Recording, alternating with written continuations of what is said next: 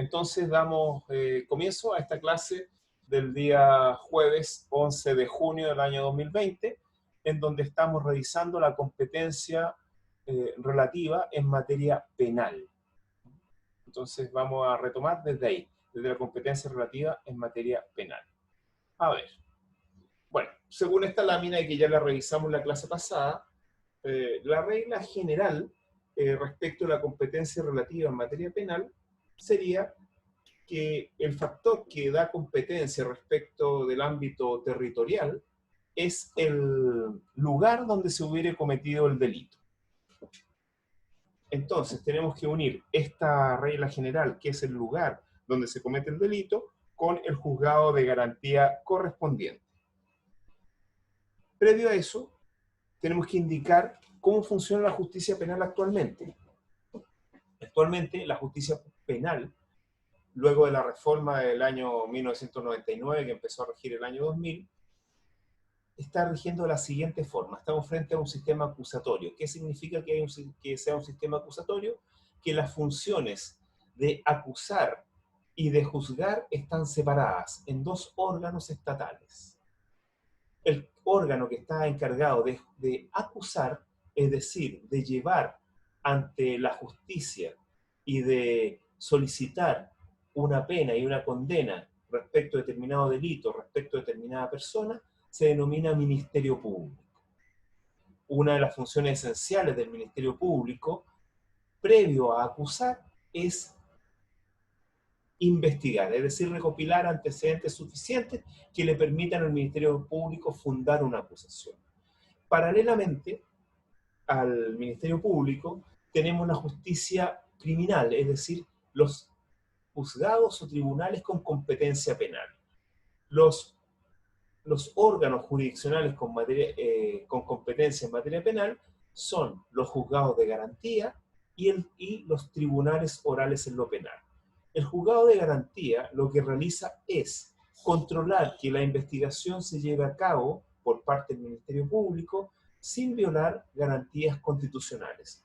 Por otra parte, determinadas decisiones que implican la perturbación, amenaza o privación de ciertas garantías constitucionales que son medidas que que se pueden tomar durante la investigación, deben ser resueltas y decretadas por un juzgado de garantía, como por ejemplo las medidas cautelares personales, que van desde la prisión preventiva, que es la de mayor intensidad, en donde el imputado se encuentra sometido a una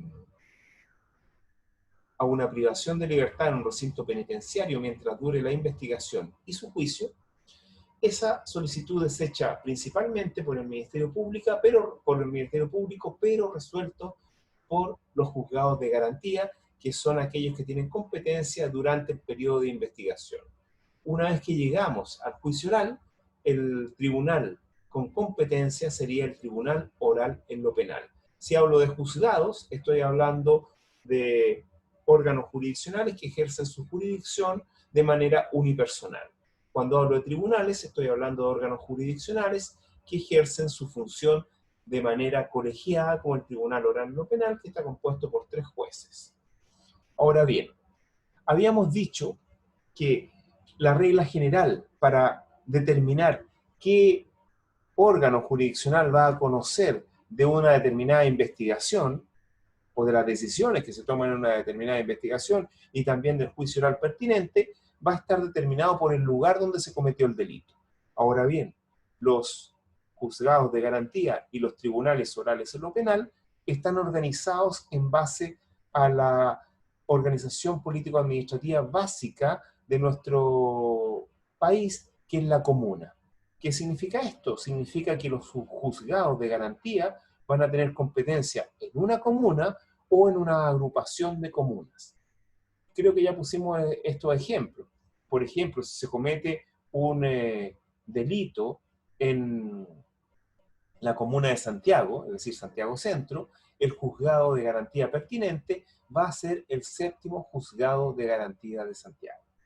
Por ejemplo, si se comete un delito en Maipú, el juzgado con competencia penal, en cuanto a la investigación por lo menos, va a ser el 9º juzgado de garantía de Santiago. Ahora, se pueden dar varias complicaciones, como ya lo he señalado. Bueno, y antes de continuar, por ejemplo, si se comete un delito en la comuna de Providencia, va a ser competente el octavo juzgado de garantía de Santiago, que tiene competencia aquí en una agrupación de comunas, en las comunas de Providencia y Ñuñoa. Ahí hay dos comunas en las cuales tiene competencia un juzgado.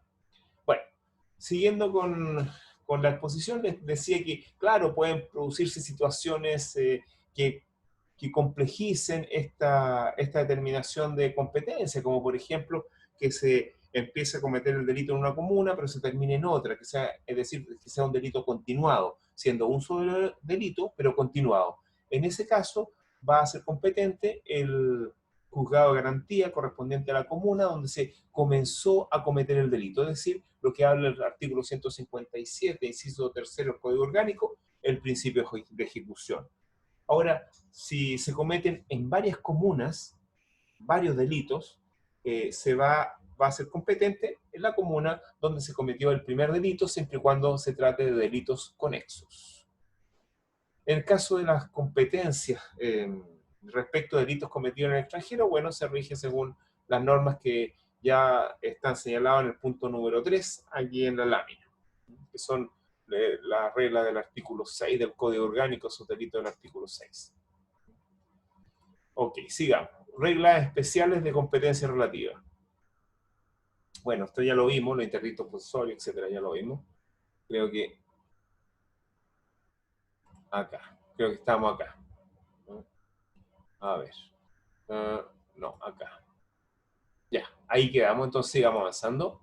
Ya, reglas del turno y distribución de causas. Bueno, ya habíamos hablado de esto, que las reglas del turno y distribución de causas eran reglas de carácter administrativo que fueron derogados con la reforma al Código de Procedimiento Civil, denominada de tramitación electrónica por la Ley 20.886. Sin embargo, quedaron vigentes estas reglas del turno respecto de un tipo especial de juzgado, denominado los juzgados de policía local. Competencia civil de los tribunales criminales. Bueno, esta regla del artículo 171 del Código Orgánico nos señala que hay ciertas materias de carácter civil en las cuales va a ser competente el juzgado con competencia penal, principalmente el juzgado de garantía. Y estas materias serían la restitución de la cosa, en el caso de que la cosa pertenezca a la víctima, al único tribunal, al único juzgado al cual podemos pedir la restitución de la especie robada, va a ser el juzgado de garantía. Bueno, también otras, solamente conocería de las acciones civiles contra el imputado, el juzgado el tribunal oral en lo penal en este caso, de las tercerías, es decir, de la restitución de bienes que han sido incautados pero que son de tercero, también conoce el juzgado de garantía. Eso, fundamentalmente. Cuestiones prejudiciales civiles. Bueno, también el artículo 173 del Código Orgánico establece que existen ciertas materias en que deben ser de competencia que deben ser de competencia de un tribunal civil.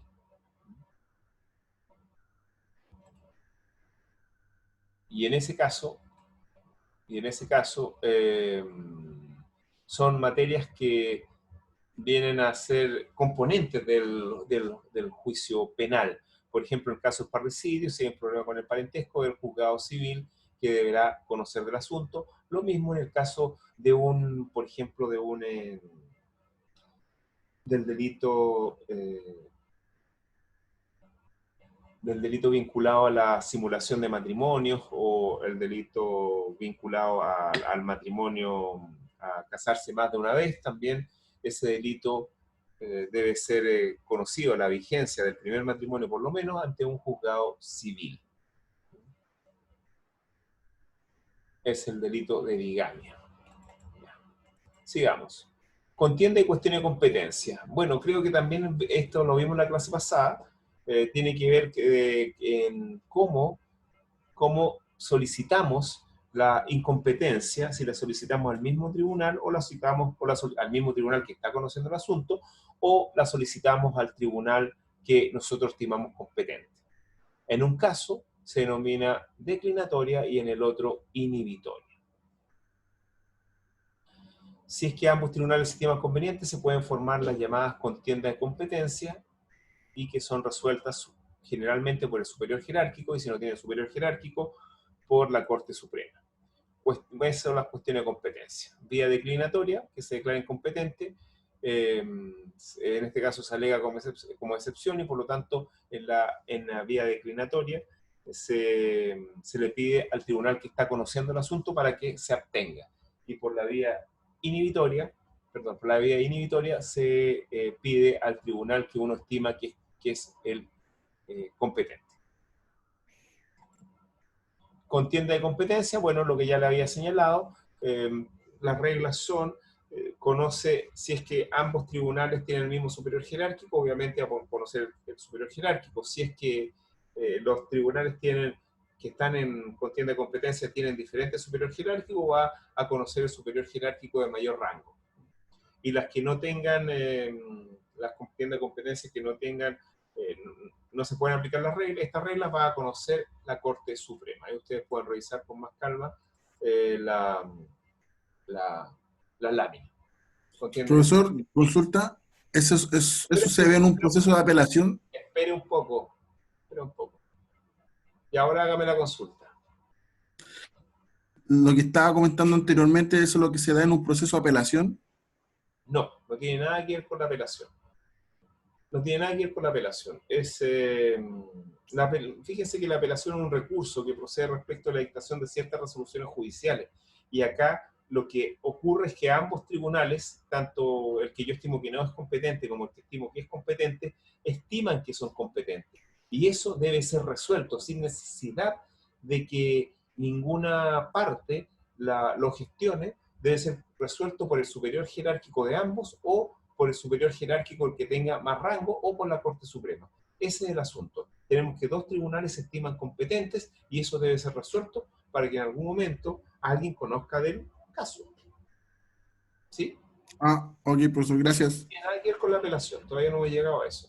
Bueno, contienda de competencia, ya. Bueno, ahí son reglas bastante reglamentarias. Entonces, con esto, nosotros terminamos la materia de competencia.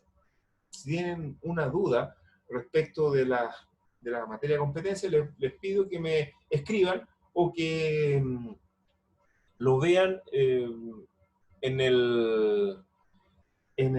un tiempo más, en un rato, cuando iniciemos la segunda parte. Voy a concluir acá esta parte porque ahora tengo que iniciar la materia de órgano jurisdiccional, entonces voy a hacer un alto bien pequeño para iniciar esa materia, para que vean si tienen alguna consulta respecto de las normas, de estas reglas y de la competencia en general, porque con esto estamos terminando la materia de competencia. Por lo tanto, voy a dejar 10 minutos para que ustedes, no, 15 minutos, a las 8 vamos a retomar, para que ustedes puedan hacer dos cosas: ver si tienen alguna duda respecto a la materia de competencia, y lo otro también para que le den una lectura a las primeras páginas de el apunte sobre el órgano jurisdiccional. ¿Ok? Así que vamos a terminar ahora y retomamos a las 8. Hasta luego. Profesor, disculpa, estoy un poco perdida. ¿Usted envió el apunte? A ver, si mal no recuerdo, bueno, el apunte fue enviado está en el, ¿cómo le llaman ustedes? ¿En el Classroom? En el Classroom, está en mi página web, ricardomarquez.cl, está también en el CGU de la universidad, o sea, está en todas partes. Incluso está dividido en dos, yo creo, por eso a lo mejor no lo ubica, está dividido en dos. Bueno. Muchas gracias, profesor. Nos vemos en 15 minutos. Ya, profesor. Hasta luego. Ya.